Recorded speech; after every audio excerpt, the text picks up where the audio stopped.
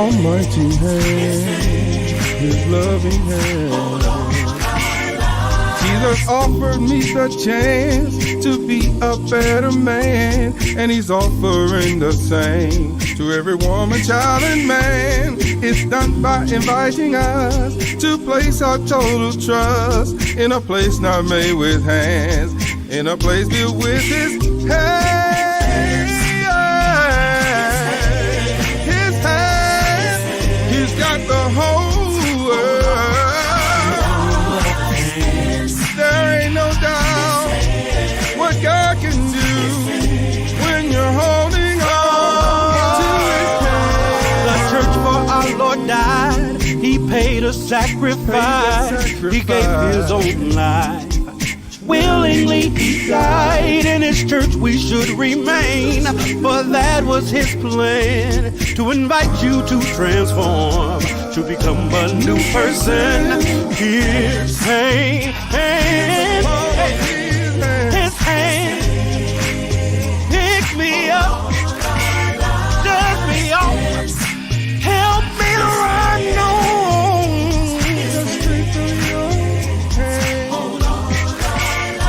Build your hopes on things that last. Don't fall to the current winds.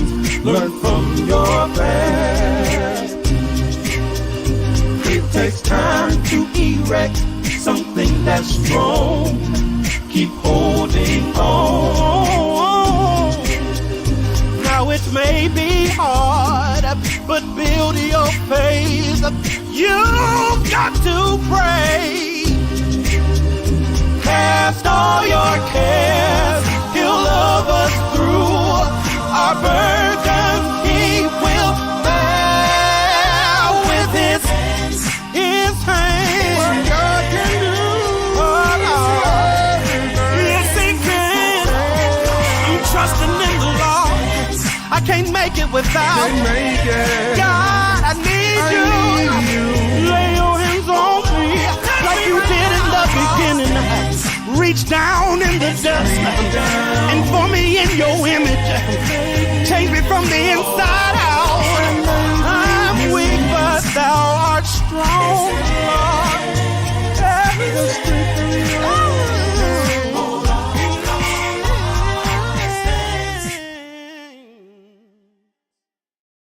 Welcome to the How You Love Me special, where we're debuting new music from a collaboration between Ron Walker and Exodus 2.0. Prepare not only for the premiere of the video, but also an extensive look at the career of Ron Walker. He is one of my absolute favorite artists, as I'm sure he is yours. So sit back, relax, and let's have a great time as we watch and learn and be inspired. Take care.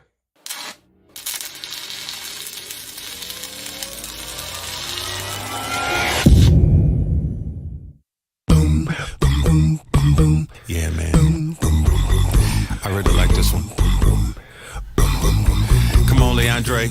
Boom, boom, boom, boom. Let's do this one. Boom, boom, boom, boom. Oh Jesus, how I want to. Oh Jesus, how I want to. Oh, how I want to be. How I wanna be you. Putting everyone first. You accept the worst and it didn't love you. Oh Jesus, how I want to. Oh Jesus, how I want to. Oh, how I want to be. How I wanna be you. Putting everyone first. You accept the worst and it didn't love you. Tonight, I'll tell ya that I have to decide if I'll pick up my cross or shake my head and take on my pride. It's hard for me to imagine that you could give so much, not for your own, but for the sake of others, even as they curse your throne. Oh Lord, oh Lord, hey. Oh Jesus, how I want to. Oh, how I want to be. Oh, how I want to be you. Putting everyone first. You accept the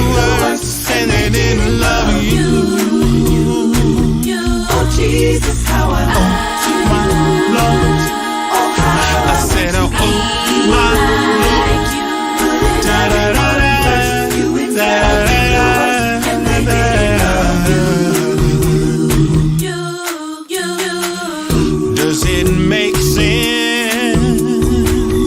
Should we pretend that the things we do without, we sometimes cry about their...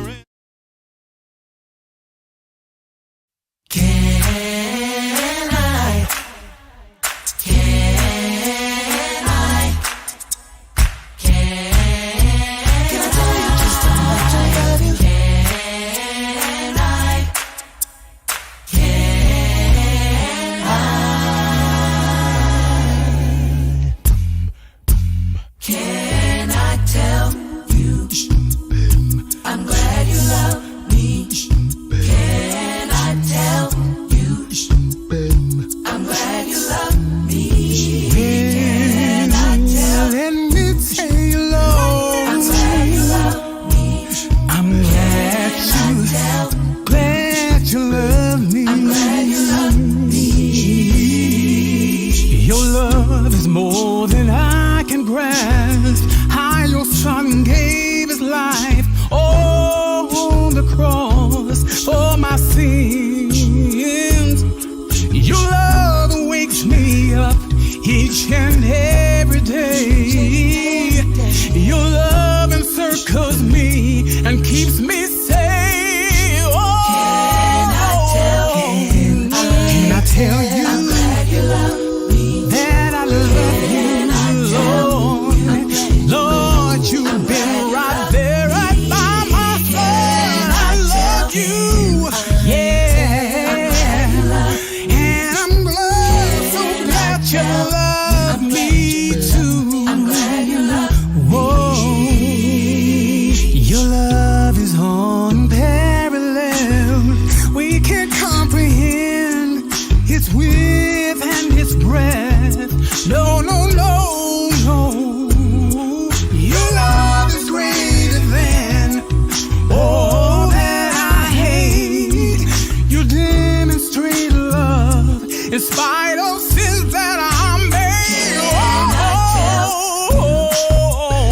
I'm glad you love me. I'm glad you love me. Can I tell Can I tell you? I'm glad you love me? Oh, can I ever find a love like you, I'm Lord? glad you love me. No, no, no, no. Can I tell you That I love you. Oh, you love me. You love me. You love me. Oh, Lord, I'm glad that you love me. Oh, you love me. You love me. You love me. so glad you love me?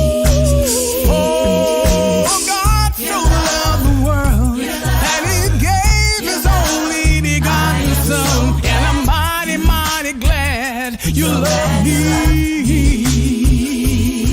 And right now I thank you, and right now I praise you forever and ever and evermore.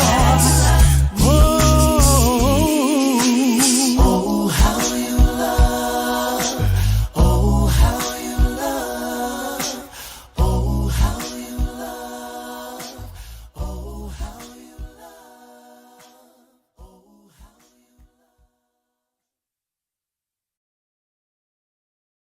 We'll go ahead and get started. I'm grateful today to be in the company of some of our fellowship's finest. And as we were working on the preparation for the release of Ron Walker's newest track, How You Love Me, a collaboration between Ron and Exodus 2.0, we said, wait, there's no way that we could just release this and not do a little bit more in terms of kind of working up to the release. So we had the idea to reach out to quite a few people who were connected to Ron, who have a background with Ron, and who could talk to us about his legacy, his ministry, what he's meant to our fellowship.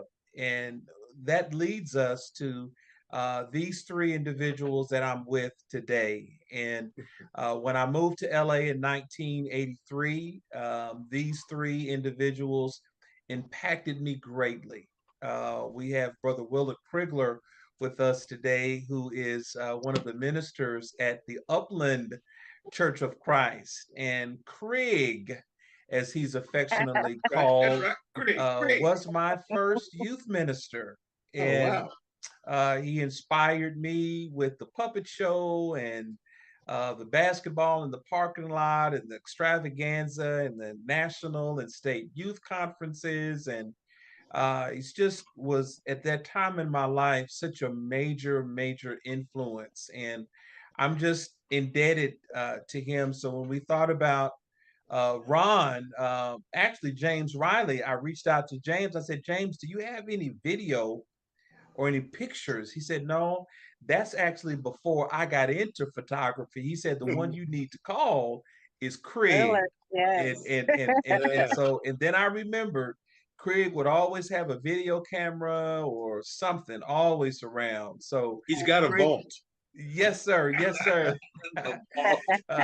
And then we have Adam Thompson with us. Adam is an actor extraordinaire. I first heard bass extraordinaire. Yeah, I first heard Adam doing his thing on Beyond the Starry Skies, and that's when he just really blew my mind. His smooth and silky voice and those tones, and every time I see him, I want to get his autograph. I mean, come on. such a phenomenal talent, his voice. And then again, as I've just said, on top of all of that, he can act. And we're glad to have him with us on today. Sure. And then who can say enough about Sharon Harris? She is a legend. Yes. I can't tell you how many times at Southwestern Christian College that we listened to Sharon sing Sinner Man. Yeah. And, from her voice, her tone, her depth, her highness, women aren't really singing soprano today. Everybody's alto. And so to know that, she can sing all parts, but that soprano is just so unique, comes from a singing tradition. And it's just such a delight to be in her company. So when you put Adam and Craig and Sharon, you're going to hear some great memories of Ron and his impact in the LA area. So, let's talk about some of your experience with Ron Walker. Sure. I met Ron probably 80. Well, I really heard of Ron around 79. Mm-hmm. Yeah, around 79. Hearing cassette tapes of him. Wow. Yeah, this was before the Cool Inside time. This was back when he was kind of singing all the same stuff that George was singing. And so I thought it was George singing his song. They said, no, man, that's his new cat, Ronald Walker. And so I met him singing on tour around 83 or 84, and singing with his family. His mom, his sister, his two sisters, and his brother. And his mom was amazing. But so was his sister. I mean, just crazy, amazing singers. And I still remember, I mean, when I first met him, I really wasn't all that interested in meeting him. He had a sister. One of his sisters was cute. Hey, it was, that's a fate I know. Mark already knows. That's how it was. Keep it real. She was cute. She wasn't trying to talk to me though. Zero chance I had with her. Come to find out later, she didn't know I liked her at all. Oh wow! That's how she was with everybody. It wasn't personal. I don't know if that's better or worse. But we actually became friends, and she became this speaker. She would be speaking every place. Anyway, that's when I first met him. Hey guys, download your copy of The Lord is in This Place. Make sure you do it. Do it today. I was actually transitioning from the military to civilian life. And I was thinking to myself, I said, well, I was still at the point where I was trying to figure out what I was going to do. And I had made a trip to California just to visit. I was in Northern California, and I made a phone call to a friend of mine, George Pendergrass. I know a lot of you guys know who he is. He was then a member of the Vaughn Street Church of Christ back in 1985. And I was on the phone with him. I said, George, I'm in the process of making a decision on what I'm going to do with my life. I said, look, I'm contemplating possibly coming to California, but I need a good reason to do so. And he said, come on out here, man. He said, we'll find something for you. And I was talking to Dwayne Winrow. Dwayne Winrow came on the phone. He said, brother, you come on out here and we'll get something for you. Well, you just come on out here. We'll do the rest. And the rest is history. So I came out in 1985. And George, myself, and Adam Thompson, we were a trio for quite a while. And I initially was going to move back to Buffalo because I just wasn't seeing anything to keep me there. But over time, George, Adam, and myself, we got to talking, and I said, well, and to give you a little bit of humor in this, we sat down at the table at George and Pam's apartment. And I said, George, I'm thinking about moving back, man. This just isn't for me. It's not for me. And there was a carton of milk on the table. And there were two glasses. George and Adam were sitting there. And George and Adam were rather depressed over the fact that I was thinking about leaving. So they were literally drinking their sorrows away in milk. And it was so funny, man. It was so, you had to be there. And George was like, oh, Adam, he said, you want another one, man? So he poured him a double. That's funny. And I said, look, okay, man, you're killing me. You're killing me. I'll go ahead and stay. So from that point on, I made LA my home and never looked back. And that's pretty much how I ended up coming out and staying in California. Now, believe it or not, if it wasn't for my wife, I wouldn't be at Normandy, because what happened was, I guess it was around 86.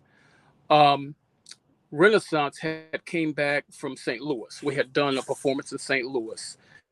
And I was about to come into the auditorium at Normandy for worship service. And behind me, I heard a voice yell out, Ron Walker.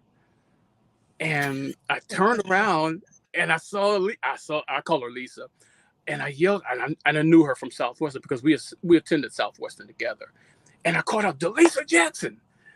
And from that time forward, we never looked back. So we talked, and after worship service was over with, I guess they had some type of a fellowship upstairs at Normandy, because I remember going upstairs. That's where all the fellowships were, and we talked and talked. And I didn't think anything was going to come out of that. We were longtime Southwestern Christian College classmates. So I went home, and before I knew it, we were talking on the phone, and I mentioned it to George and Pam. I said, George and Pam, I think Lisa and I are dating now. So we've been dating, and before you know it, we were already discussing marriage. We were discussing marriage. We dated 1 year before we got married. So we got married May 16th of 1987. And I left Vaughn Street, went to Normandy, and never looked back. Never. I was so impressed with Brother Pitts, as a minister, and just the whole congregation. They were so warm. I said, this is it. This is my home. And I pretty much said, well, wherever Lisa goes, I go. You married. You and your wife have to go. Don't I know? Yep. That's how I transitioned from Buffalo to Vaughn Street to Normandy, because George had left Vaughn Street too, and he went to worship with Brother Green. And I said to him, I know this brother's not going to leave Vaughn Street, asked me to come to California and leave me here at Vaughn Street. So I left Vaughn Street and went to Normandy, and the rest is history, So, and that's where all Renaissance rehearsals were, at Normandy. Normandy was Normandy. Yes. The song George always came to me when I guess, I don't know if there was a challenge. I always loved a challenge. And George we had already had the idea of recording the album and everything. And George had pretty much most of the songs set for the album. But he said, well, we need a title song. And it's funny how songs kind of come to me. I really need a challenge. And when I say challenge, I mean a time challenge. I say, hey, man, in a couple days, we need a song. We need a song. And I came up with the song. I guess it took me about a week to come up with this song.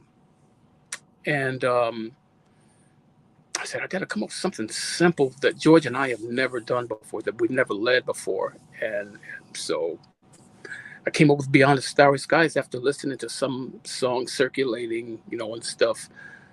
And I decided to adapt a song that I heard, an old Western song. Believe it or not, that's where that melody sort of comes from, an old cowboy Western. And I said, well, let me take this and just take the mood of it and turn it into a gospel song that George and I can lead. I had no idea it was going to be on the album, but we went into Capitol Records in Hollywood, recorded this album, and Beyond the Starry Skies was the title song. I only wrote 2 songs on that entire album, but they were sort of the anchors of the whole album. It was the first and the last songs on the album. And that's pretty much it. Well, I was probably the first person to see Ron or meet Ron, because George had come to a Bond Street Church of Christ. Mm-hmm. He was a youth minister, and I had actually told him when I was at Southwestern, because I always have had great admiration, I always wanted to sing with George. And so when I was on tour, quick story, when I was on tour, we went to Lubbock Christian. George was still a Lubbock Christian, and I sing one of his songs off of that Family album. Yeah, off of Family album. Yeah, but yeah, and George he dug it a little bit, so we became good friends. And then I told him, said, man, you need to look at this job at Bond Street as the head youth minister. He got the job, and I went on to Pepperdine, or I was at Abilene. During the winter, I came home, winter break. He said, man, I'm putting a group together. I want you to sing bass. I said, me? Of course. So anyway, I wound up coming to Pepperdine. Really, I was just there because I wanted to sing with George, sing in a group. And he said, I got to get some more people in. We were at Bond Street Church of Christ. He said, I'm going to get this cat named Ron Walker. He sang Cool Inside. You remember that song? Yeah, I remember that. That dude was cold, man. I'd like to He got Ron to jump off of one of those trucks he was driving, and like within a day, Ron didn't have a job. He didn't have nowhere to stay, and he was all in. That's how Ron got to Pacoima, and then George said, well, we got to get a soprano. We got to get a soprano. And he said Sharon Harris, and we were all like, she's the one. Yes. Yeah. And I went to school with Sharon. We were at Southwestern together for, I think, a year. And sing like a bird. Just amazing. So that was the core group. It was me, George, Sharon, and Ron. That was the start of Renaissance. Yes. And that's how I first met. And what year was that? 1985. Yes. 1985. And what's so funny about that is, because I got called in to sing soprano on some of the parts, but then once Ron opened his mouth when he was teaching the songs, I said, he can sing higher than me. He beats for soprano, because on some of those, people don't know, on some of those tracks, I'm doing alto, he's doing soprano on a couple of the notes. So on my song especially, he's doing some of that high note stuff. So he's just phenomenal. And actually that's how I kind of got to know him, was that first gathering, once they put the 4 together, like I said, I'm glad now I know how my name popped up, because how that happened. But yeah, I met him that first time we got together, the 4 of us, and it was just amazing. And then Craig, how did you become so intertwined? It's almost like you were like the Renaissance promoter. I mean, I got involved again, talking with George about wanting to take this gathering to the next level. So he came up, we brainstormed about what we're going to call the group, and he came up with the name Renaissance. Actually, that was my idea. Thank you. Oh, was it? Oh, he'll admit to it. The Renaissance, well, the name came from me, but it's all good. But he came up with the concept. And then he looked at Dean, Weber Dean. You know, that was the other element that he wanted to bring in. And then there was Kim, right? Yeah. Kim, it was Kim Stokes, but it was can't think of, remember who was Kim's Fields? No, Mitchell. Mitchell. Mitchell, right? Because her brother was also a bass singer, but and again, it was, listen, Renaissance was, nobody had any real background in terms of promotion or management. You know, it was just by the grace of God that the group was able to pull people together out here. Like Ron didn't have jobs, and we were able to make sacrifices and get folk out here living with other people. You know, but when they came together, magic. It was just spiritual magic. The blending. Yes. And the personalities. I mean, they gelled. That was the beautiful thing. You know, it wasn't no craziness going on. Never. It was always fun. Always fun. Yes. Just amazing. Yes. And there was never I any. was going to say, Willard, I think you set the tone for a lot of that, because I mean, like John said, growing up at Normandy with you and already having that, that connection as you being such a force in terms of just wisdom and calm, and being able to relate to us as young people. What better anchor to have, starting out with that is just a voice of reason, a calm spirit, and like you said, everybody's spirits just sort of connected, and like you said, it was all laughs. I'm surprised we got anything done, because you ain't, oh my God. Yes. Sharon, I agree with you so much, because I even though I was in the Valley in Bond Street, every now and then as a kid, I would get to come to some of those youth extravaganzas or the things that Kriegler would put together. And I was like, this dude is cool, man. I like this guy. This guy's a nice guy. He was always fun. And so when they said he was going to be like, our guy, our manager, or our leader, or, the tech person, we were like, everybody's Willow Creek. Yes. Let me just say this about what Sharon said about the rehearsals or when we got together. Sometimes we would rehearse for like 4 hours, but it would seem like an hour. But we would just have a great time. And Ron, how long? I'm sorry. 4 hours. How long? 4 hours? Sometimes it would be 4 hours. I mean, we started at 8, end at 10 or 11, or start at 7 or 4 and wind up going till 8. And sometimes it would be shorter, but there were some long days or some long rehearsals because we had to get stuff that's done. Because we would start out learning songs, like, Ron would give his concept. And the next thing you know, somebody's doing bird whistles, and then all of a sudden now you have like 10 or 12 different bird sounds, and then you're at the fourth. We would clown so much. We'd have such a great time. That's why some of them would take so long. We spent probably an hour and a half clowning around. And George is quite the character too, Yes. Let me just say this about Ron in terms of his talent. This dude, to me, I've always had such admiration. We lived together for about a year in the house.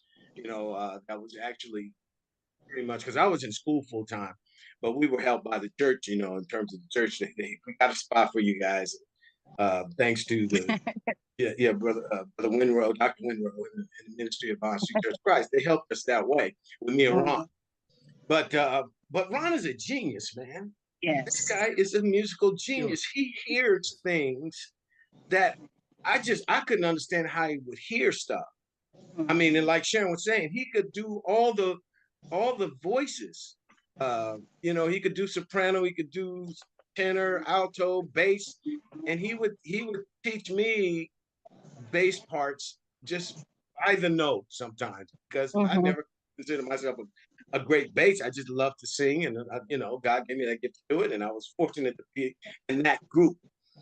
And but this guy can hear things that I just don't think a lot of people can hear. And if he wasn't like doing perfect pitch, almost perfect pitch. And if he wasn't doing gospel, he could have done anything secularly, because if you listen to some of his songs like I have, and most people have, but that dude could have wrote for the Temptations or the Whispers or any of those male groups, because some of his music kind of has some of that type of, I don't know, group thing to it, you know? Hey,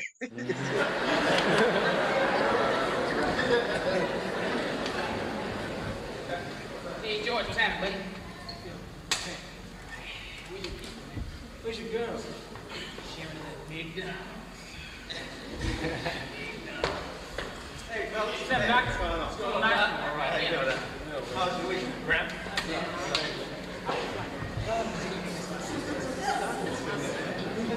Hey, listen. You guys know what time it is? Hey, you guys know what time it is? Look, we've got to start being more professional about rehearsal. I mean, this lateness is... We've got to start... Shut the door, keep out the devil. Shut the door, keep the devil in the night. Shut the door, keep out the devil. Everything is gonna be alright. Everything is gonna be alright. Shut the door, keep out the devil. Shut the door, keep the devil in the night. Shut the door, keep out the devil. Everything is gonna be alright. Everything is gonna be alright. Oh, when I was a little boy. Shut the door. Shut the door, keep the devil in the night. Shut the door, keep out the devil. Shut the door, keep the devil in the night. Shut the door, keep out the devil. Everything is gonna be alright. Everything is gonna be alright. And when I grew to be a man, shut the door, keep out the devil. Mama, understand. Shut the door, keep out the devil. Shut the door, keep the devil in the night. Shut the door, keep out the devil. Everything is gonna be alright. Everything is gonna be alright. Well, I know a little man who just can't see. Shut the door, keep out the devil. Well, he got a lot of money, but it's only a dream. Shut the door, keep the devil in the night. Shut the door, keep out the devil. Shut the door, keep the devil in the night. Shut the door, keep out the devil. Everything is gonna be alright. Everything is gonna be alright. Well, you can get mad till you turn blue. But it only means the devil got a hold on you. Shut the door, keep the devil in the night. Shut the door, keep out the devil. Shut the door, keep the devil in the night. Shut the door, keep out the devil. Everything is gonna be alright. Everything is gonna be alright. Hey, shut the door, keep out the devil. Shut the door, keep the devil in the night. Shut the door, keep out the devil. Everything is gonna be alright. Hi guys. Say, hey, you know who likes the buzz?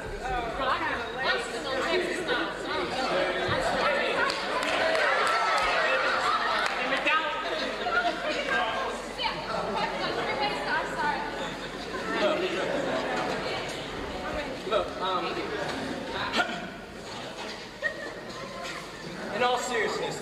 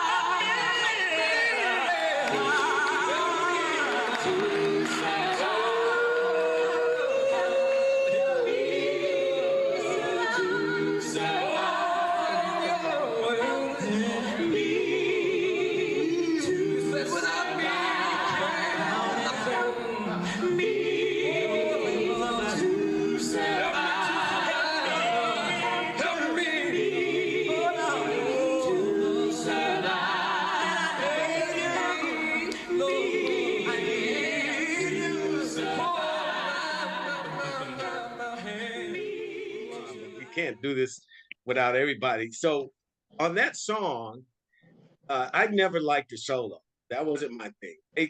George wrote that song, "Take Your Burdens to the Lord."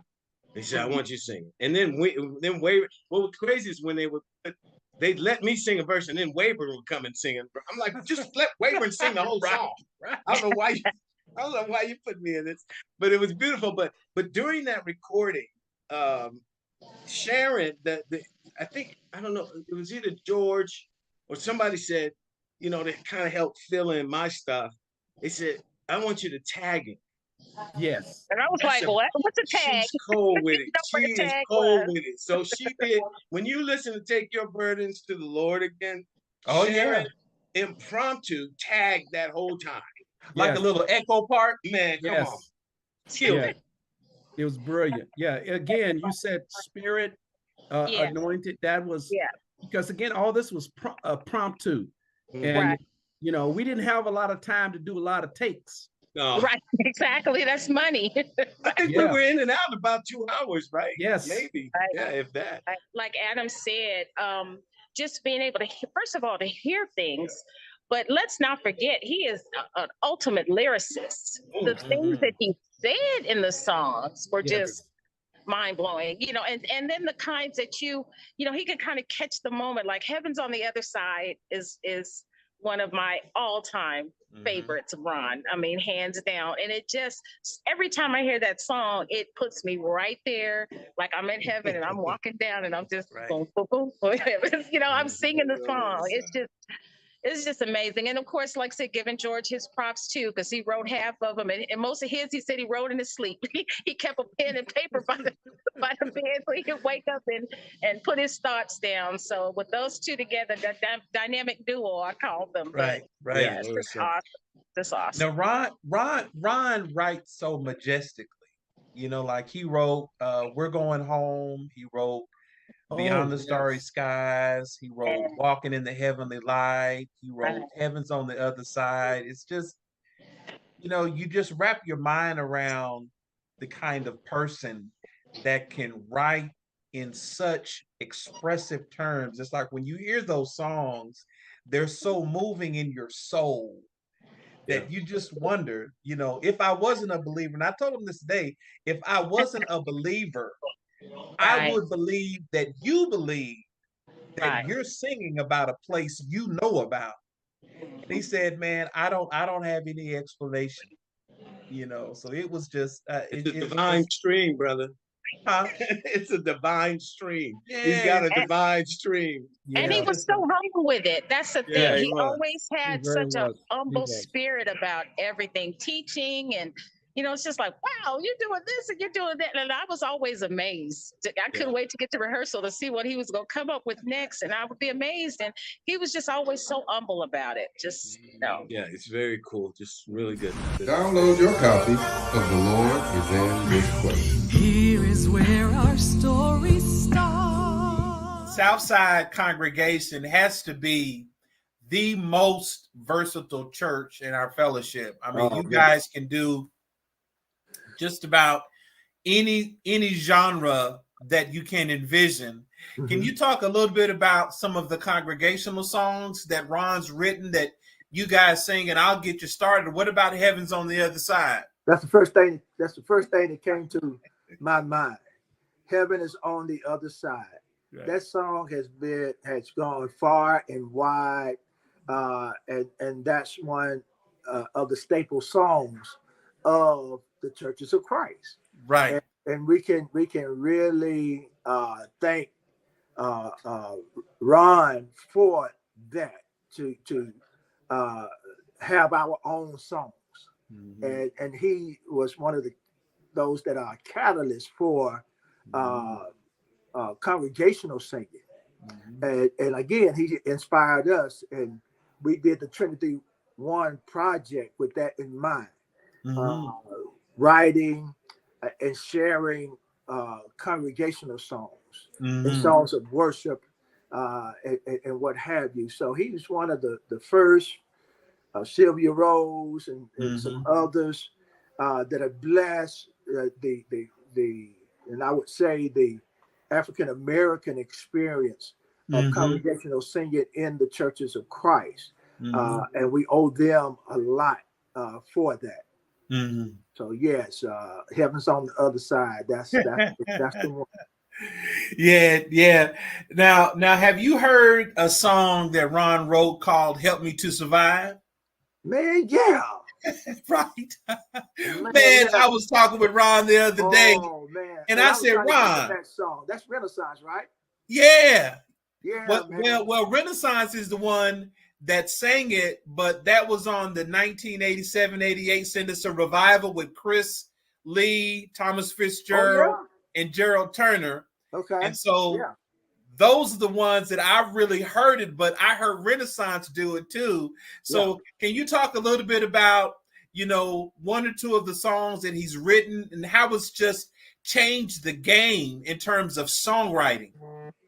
Well, yeah, man, yeah. Daddy would go out and do meetings, and one time he brought an album back, and I think it might have been Renaissance. And I would just play that music all the time, and those songs they really resonated, and they're very dear to my heart.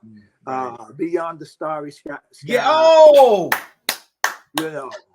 And we would try to sing those songs, and Stuck on Jesus, and We're Going Home. Give Me a Clean Heart.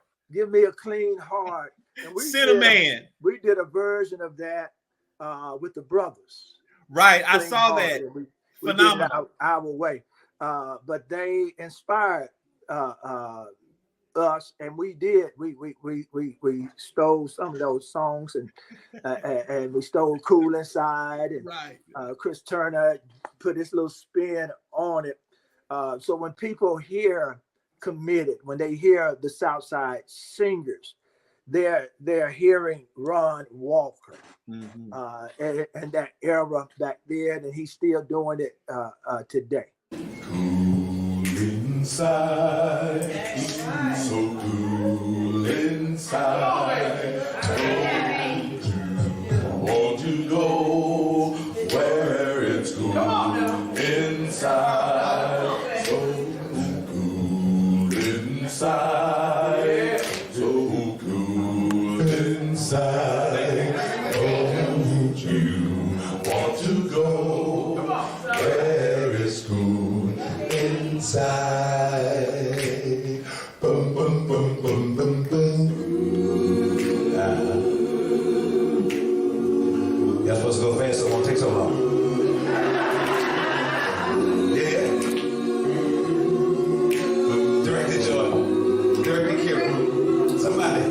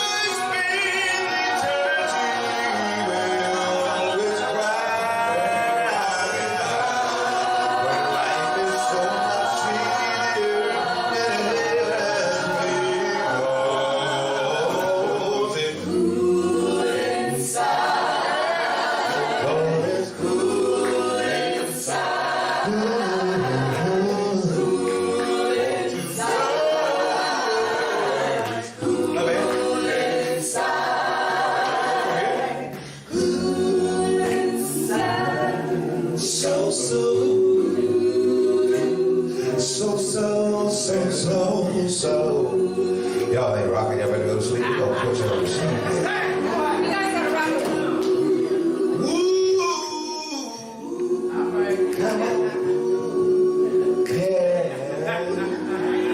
Don't leave me, bass. I'm not gonna sing the second verse. I'm gonna go going. Yeah, yeah. I know y'all had some rodeos out here in California. Is it a rodeo already? Where are we, Texas? But when I was just a lad of a boy, we used to have some radios down in Alabama. Every now and then it flashed across my mind. If all the people that I loved to hear when I snuck my daddy's HDs. And I wondered if Larry Graham were here tonight. And he sang this song. How would he do it? He may say something like, when we see Jesus, we'll have a big celebration. Send an invitation to all our friends and relations. We'll have a ball. And our hearts will be as one. No, just wait and see. Whoa, it's so good. You and me.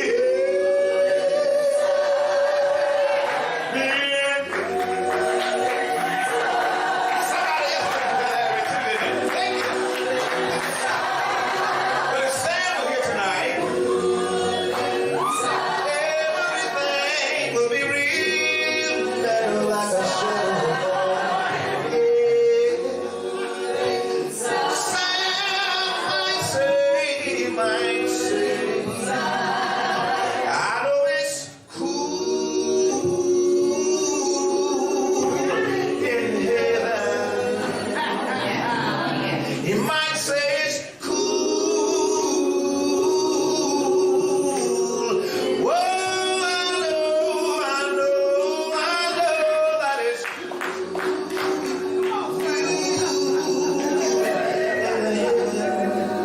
They might say, honest it is. Honest it is. Honest it is. Whoa. I wasn't planning on going to heaven, but I just kept running into people's sisters all the time. And all them Church of Christ preachers and them Church of Christ shouting singers. Yeah. And yeah, it is, man. Every time you see them, y'all can slow down, but they kept on telling me that once you know Jesus, you'll never go back. Here is a lesson they had to teach.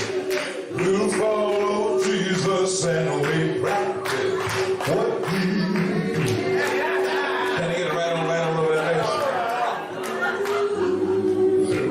Right on. It's time to go, it's time to go, it's time to go, it's time to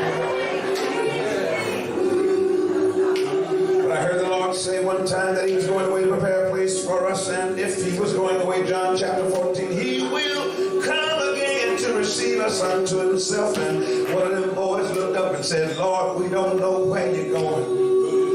We don't know how to get there. He said, how long have I been with you and you don't understand who I am? He said, I'm the way, I'm the truth, and the life. But if those boys had to sing this song, they might have said something like, we're just ordinary people. We don't know where to go.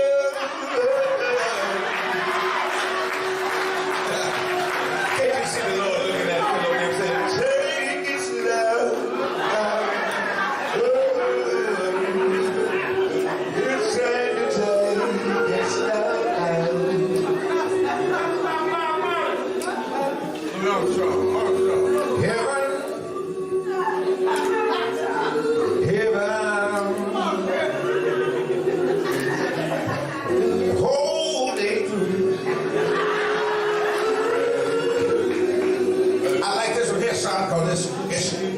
Just an old sweet song. Heaven on my mind. Whoa. All right, it's time to go. I need some silver hair for this. Is my California grandma in here? I'm gonna go back when if you'll have a short nappy and company will make it happy. If you had some, you had it fried down, laid to the side, and I'll put it right in here. I see angels flying.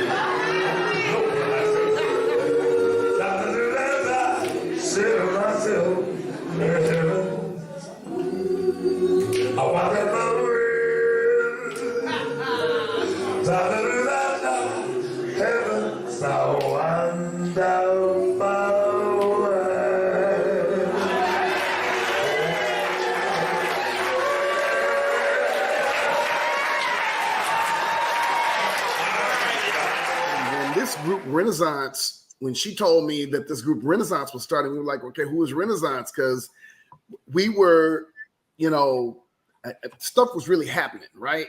Right.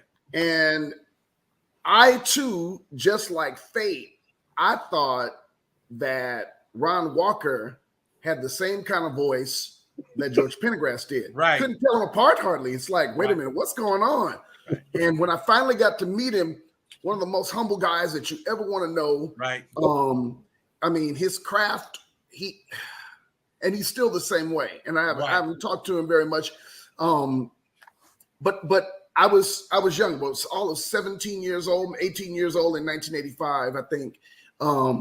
And his talent just surpassed anything that we had really seen on the ground in Southern California, from a writing perspective, from a singing perspective. And he infused some things with us here that changed the trajectory. Both all of these groups, they changed the trajectory of the singing within the fellowship across the country. Right. Right. Because of course, a lot of us, we were already singing anyway. That's what we did. Right. The youth, whether it be Figueroa, Normandy, South Side, wherever, it's what we did. But I think the first time I met him, we were singing at Gompers Junior High. That's typically where most concerts were. They were at Gompers. At where now? At Gompers Junior High. Oh, wow. Okay. And finally, I'd already known George because the going down that roads, the every song that George Pendergrass sang, the growl and everything, I tried to, but I soon found out that some of those songs were Ron Walker. And so I was just enamored by these guys, And Ron, he still today, I heard some stuff that he was doing. I'm like, man, this rascal, as you know, I'm a lot younger rather than Fate and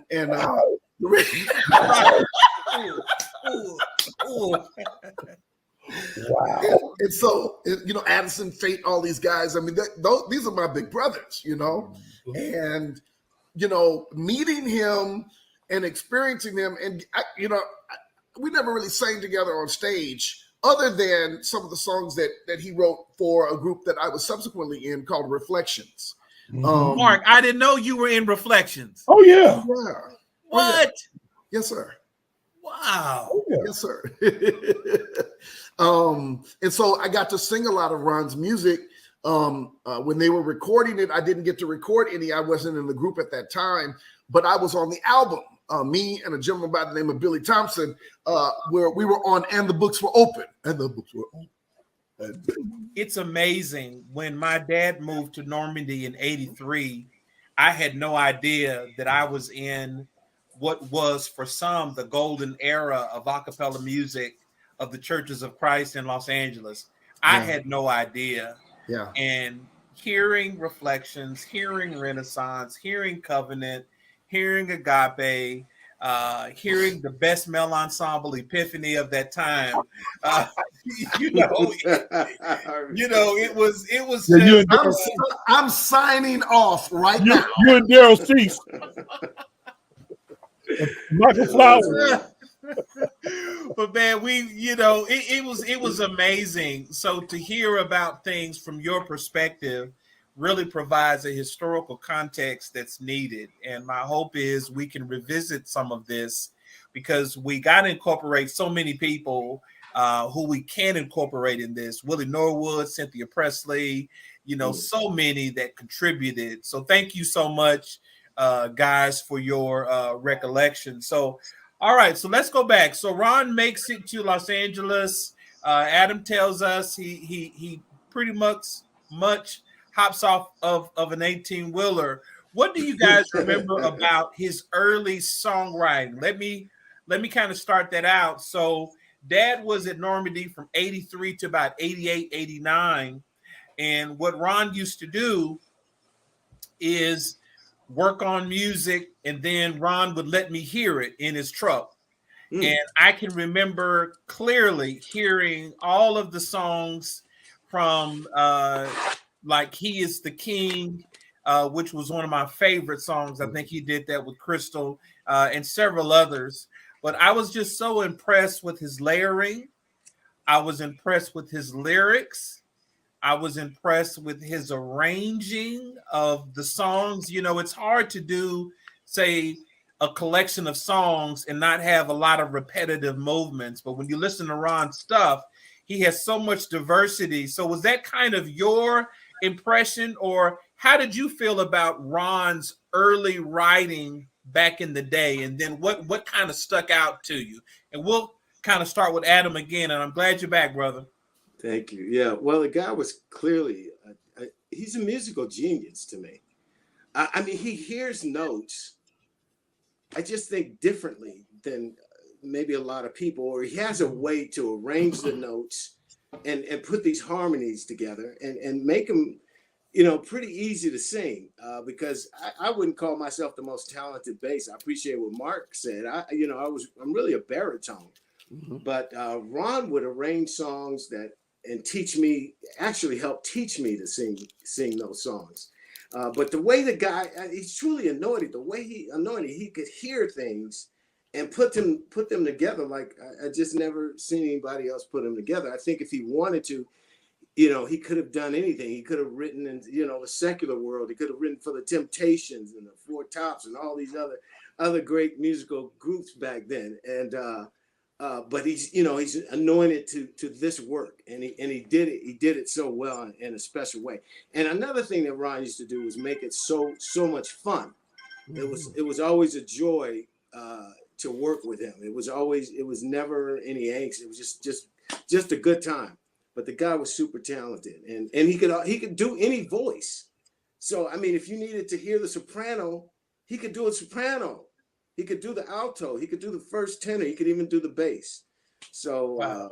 He just was amazing, man. Or is amazing, I should say. Right. Still talented. Yeah. Mark and Faye, you guys want to add about his songwriting prowess? Well,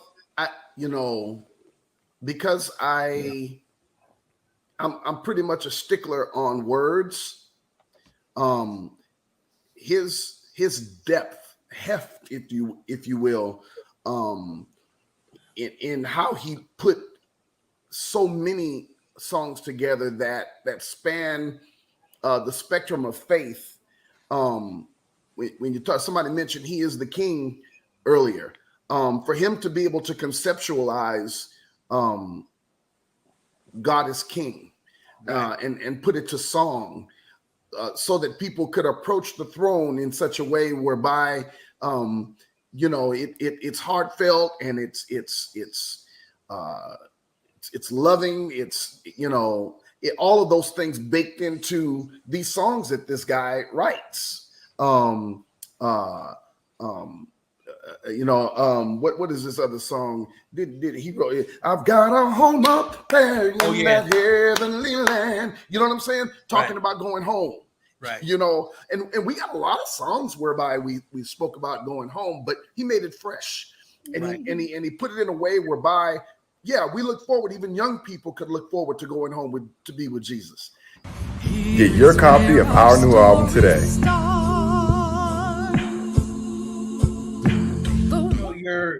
Your writing is so majestic. You know, heaven's on the other side. We're going home.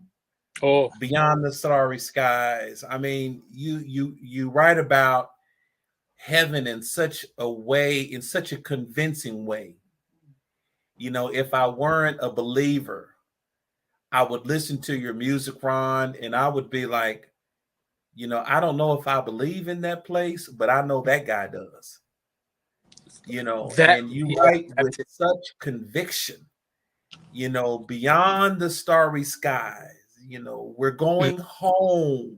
And so it's just, you know, it's just very moving to me, you know, to hear you write about those things. You know, why heaven as a theme for those two songs? Were you just kind of like maybe subconsciously focused on that, or did that just come to you, or did George say, hey, Ron, I want you to write about heaven or going to heaven?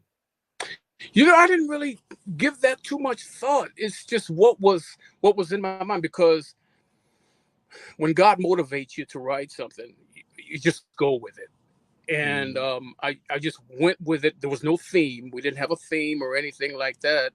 And believe it or not, he didn't even come to me asking me to write something that falls within the confines of the theme of the album or anything like that. It's just something that was on my heart. I wanted to teach it to Renaissance, and I didn't know where it was going to go, but heaven for some reason stayed in my mind. I'm going to tell you why it started. I think it all started from Cool Inside back in 1979 that I wrote for the Mellotones a long time ago. And I don't know if that's always been, you know, in my mind. That's been in the forefront for the longest.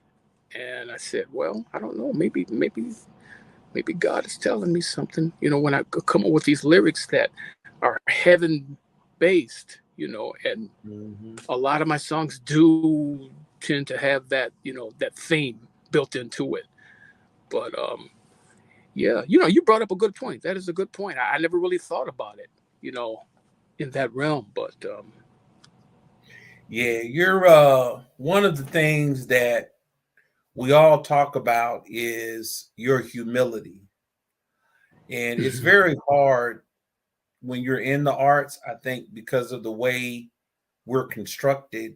And I only say we, in that I'm, you know, on the fringes of this whole art thing. But, you know, it's a very hard thing to describe the kind of connection you have to yourself and your music and what you believe God wants to say through you to the world.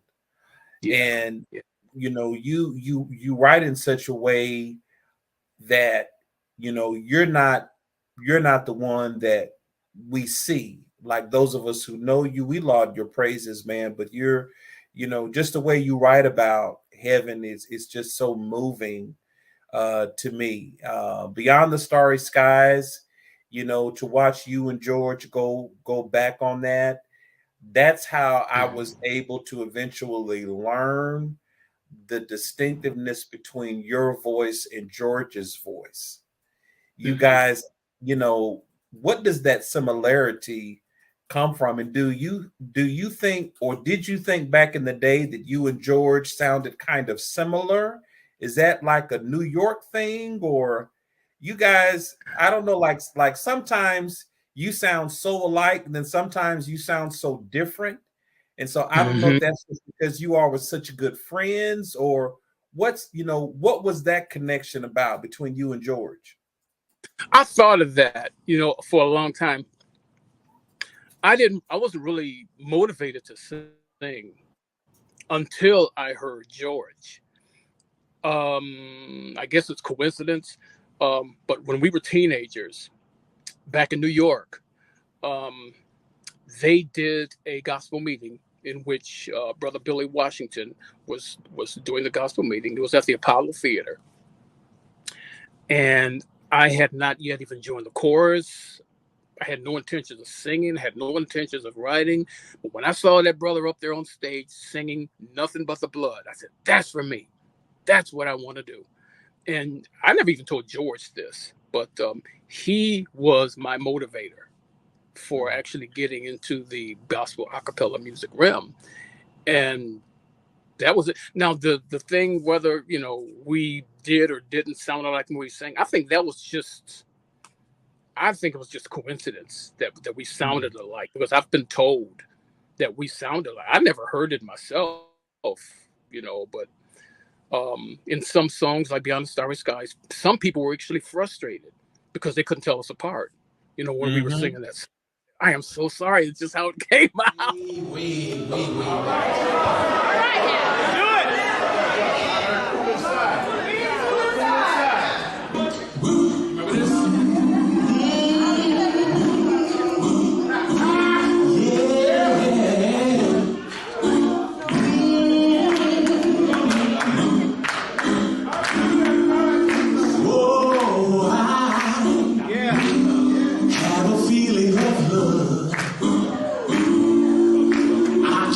Explain it, but it comes from the blood. I'm not complaining, instead I rejoice. His love I'm retaining, as I hear his sweet voice. That's what I want to do down here, to know and bring to anxious tears. So I'm keeping on and I'm walking in the heavenly light, walking in the heavenly light, walking in the heavenly light, walking in the heavenly light. Oh, people, you got a mind of your own. Why don't you try to make it heaven your home? But you can't do it, no, on words and proposition. Keep up your real for men with no vision. That's how you gotta do it. With God you can't get through it. So pick up your feet, 'cause we're walking in the heavenly light, walking in the heavenly light, walking in the heavenly light, walking in the heavenly light. Oh, that's how you gotta do it. With God you can't get through it. So pick up your feet, 'cause you're walking in the heavenly light, walking in the heavenly light, walking in the heavenly light, walking in the heavenly light.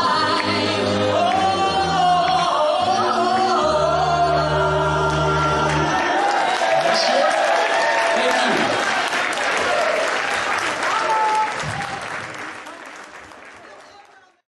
Where God's going to inspire you. I was working at this auto parts store, American Auto Parts to be specific. And back then, in the day, in the 70s, oil came in cans. Y'all remember that? And the cans were stacked like 6 feet high. There was just enough room to walk in between the cans.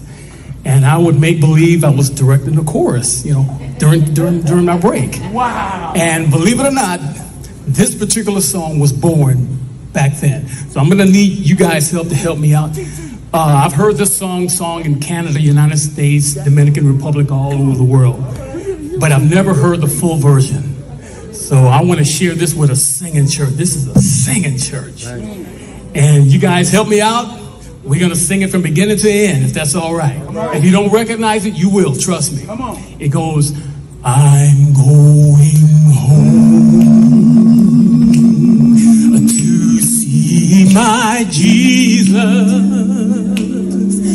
where all the blessed and love reside. I'll find my way up that great ladder. Yes, I will. Yes, all right, John. And make it to the other side. Come on, y'all. It's on the other side. Come on now. It's on. Y'all know the song. The side heaven is on. Come on, baby. The side is on the other side. I'm gonna work real hard so I can make it on home. You know the song. Come on, join me. Oh, heaven is on the other side. Heaven on the other side. Heaven on the other side. I'm gonna work real hard so I can make it on home. Oh, heaven is on the other side. Oh, heaven is on the other side. I'm gonna work real hard so I can make it on home. One more time. Oh, heaven is on the other side. Oh, heaven is on the other side. Yeah, yeah. I'm gonna work real hard so I can make it on home. Gonna wrap it up. Oh, I'm gonna work real hard so I can make it on home. One more time. I'm gonna work real hard so I can make it on home.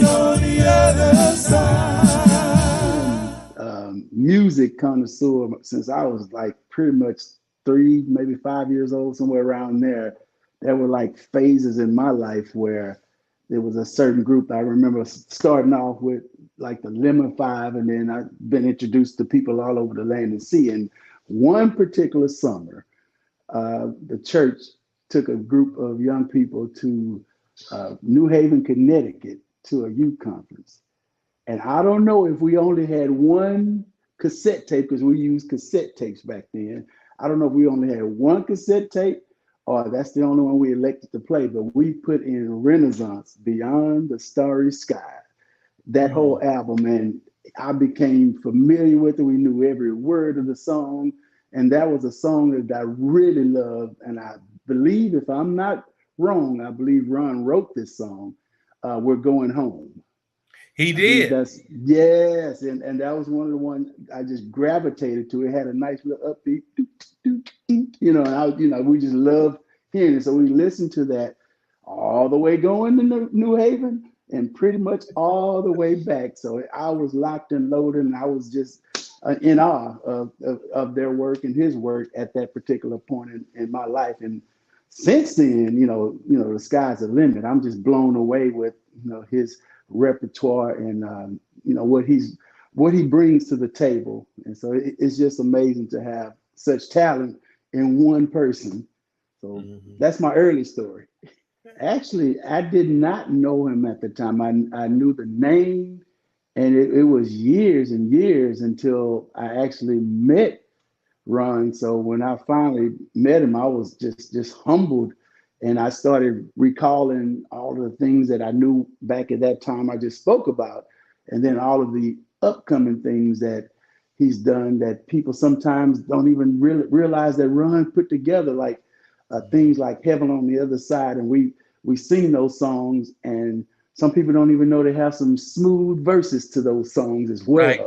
And I was just, like being in music, we love and we gravitate to those type things. And, it's just amazing to know that I say he was pretty much ahead of his time, if you ask me. Right. Because, just such a gifted individual, heaven sent. Kenwood before was also a big, supporter of ours. Promoter, yes. We did some stuff in Frisco too. Go ahead, Sharon. I was just getting ready to say, don't forget that Northern California connection, because we did big concerts with Renaissance and Unique, and there were some other groups, some other prolific writers like Derek Wallace. And yes. And Reflections, we did a concert with Reflections. And of course, Ron was a part of Reflections. And sorry, Craig. I appreciate, John, what you're doing, because you're coming at a time when we've lost so much of that specialness about a cappella music and the gifts. And I'm afraid that the next generations is not seeing the gift that they have been given and a place for that gift. Right. The 80s were a time when people who were gifted as God gave them, there was a platform, there was a movement, there was an encouragement from our fellowship to let's do this music and let's do it right. We're losing that. So I appreciate your efforts. Yes, sure. Definitely. So when the album came out and it was kind of obvious that you guys had something special, do you remember the way that you impacted the members of the church in the greater Los Angeles area and then in the country? As a person who was sitting in the audience as a teenager, because I wasn't born until 1970. So in 85, I'm 15 years old, and I'm just in awe. I mean, you guys were the Jacksons to me. I mean, you really were. And I was headed to Morehouse, and Craig did a scouting for scholars at Normandy for Southwestern, and I think it was the first one they did with Gerald Lee. He brought out Summer Tour. One of the songs Summer Tour did that really got me was a song that Renaissance sang, "Help Me to Survive." Yes. And I heard that song, which I'd heard it previously from Renaissance, and I'm like, man, I'm gonna set Morehouse to the side. I'm gonna go to Southwestern. And it was, it was just a complete change of direction. And it happened musically. Now, what we're not talking about so far is Brother Norwood and Southside. And I mean, it's just so many people. So many. The Christianaires, though this is about Ron, we were all so intertwined. And I'm just a child being blessed. So from those of us who, weren't at a level where we could sing with you guys at that time, you were like a goal.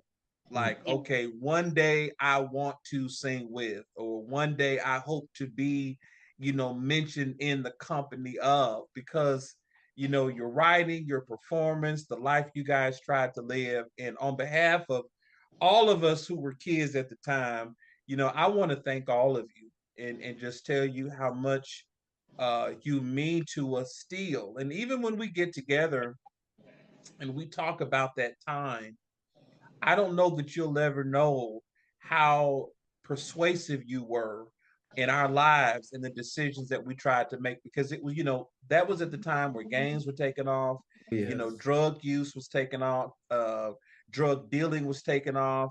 But for a lot of us, you guys kind of kept our focus heavenward and Christ-centered because of the social things that Craig created, and then the music. I remember going to the bookstore and picking up Beyond the Starry Skies. I was just getting ready to speak on that, John. I said, a lot of that, it was community-based too, thanks to Kenwood, because I remember we would get a little amplifier and we would stand outside in front of that little bookstore. Remember that in the parking lot? Yes. And we would have our little session out there. People from all over would come. And so, it was a time. It was a time that, I mean, and you always feel good to be in the Lord. I'm not saying that, but it was just something about it was needed. Like you said, what was going on in LA? You know, you had the drive-bys, you had a whole lot of stuff that was going on back in the 80s, the drugs, things and everything. And it was just such a fresh relief to be a part of that community, a part of that movement, because it gave us something, you know, it gave us something to hold on to. It really, really did. So my father was, well, he wasn't the musical patriarch of the family. Wherever we went to tour, and we toured. I toured the Walker family. We toured the country. Well, I don't sing with the group. I just get them where they need to go. And we would tour. There was 5 of us, and we toured. I would say probably from about 1975 to about 79 when I left for Southwestern Christian College.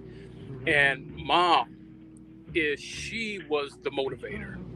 I can tell you some stories about her musical skills, you know, and how this all came about. She wasn't always a member of the Church of Christ. She was a member of the Baptist Church, and she used to bring the house down in the Baptist Church. And then when she became a member of the church and brought that skill set to the church, that was something they haven't heard before. So we channeled that. I put the group together, or between me and Mom, put the group together, and we started touring. And I think our first performance was in Philadelphia. And believe it or not, in 1979 when we toured, you know, that's when Cool Inside and all that other stuff came into play. But we got our motivation from Mom, hearing her sing in the kitchen while cooking breakfast. And rest is history, you know. Whenever breakfast was about to be served, Mom would be singing while cooking breakfast. And that was something that woke us up in the morning, man. And that's just how it goes. These are what I call diamonds in the rough. I call them diamonds in the rough, the unsung sort of musical acapella heroes. Because if you weren't in the East Coast in New York, you really wouldn't have heard these people. But there's 2 particular people that I really want to bring to the forefront. And that's, first of all, Tiffany Bumpus. And she's got a voice, man, that will just make the angels sing. And she does it so effortlessly. I said, if I don't get this woman on a recording, I will never forgive myself. But she is, she's phenomenal, man. And she loves to sing. That's what makes it so wonderful. And I've got her highlighted and peppered throughout this entire album. So listen out for her. Listen out for Jonathan Wilson. Jonathan Wilson is another phenomenal singer. Now, he mostly does congregational songwriting, but he just doesn't give himself enough credit. So I said to myself, I'm going to reintroduce a song that I wrote for Ronette Chapman at Northside Church of Christ and modernize it, bring it to the forefront, and give it to John. John just did an amazing job. So my purpose for Ron Walker and Company is to highlight that talent from the East Coast and get them out there so people know who they are and the talent that they possessed. So that's my whole purpose. That was the whole purpose of this whole album. And we're still not finished with it yet, but Lord willing, we hope it'll be done by June.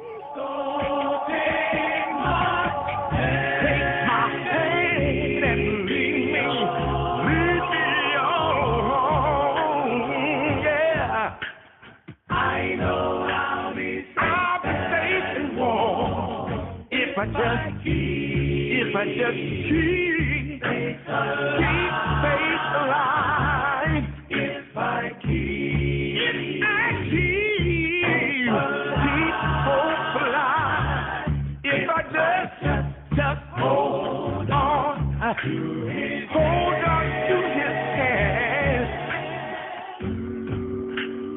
everything will be all right.